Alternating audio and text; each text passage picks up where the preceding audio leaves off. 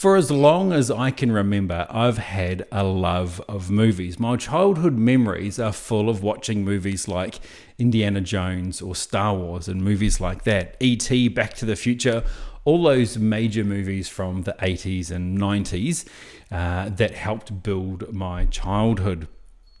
Watching those in my formative years, I think, has really turned me into the massive movie nerd that I am today. So a new TV show on Netflix called The Movies That Made Us really caught my eye.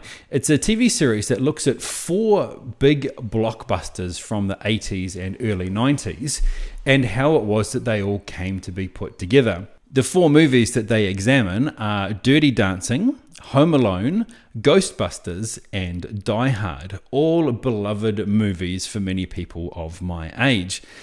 The thing that struck me immediately about this program was that the narrator has this very annoying America's Funniest Home Videos type voice. Home Alone redefined Christmas movies, but for the people who made this mega hit, it was no holiday. It's so over the top and cheesy that it really made me cringe most of the way through each of the episodes.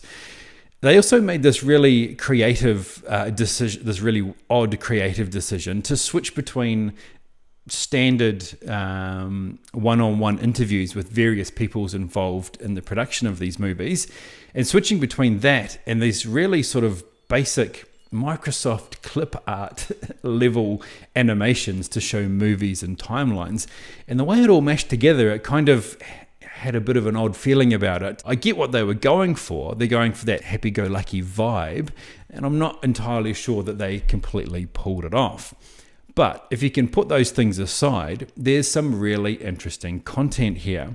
What I really liked about this is you got a real insight into how these movies were actually made. Despite there being literally thousands of movies on the market today, it's basically a miracle that any of them ever get produced. Especially when you watch a program like this, you see what goes on in the background.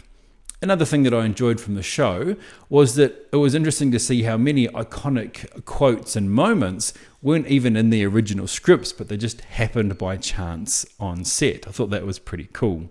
So yes, there's plenty to enjoy in this show. If you can get past the narration and the editing, then this is a really fascinating look at movies that were made in the 80s and 90s.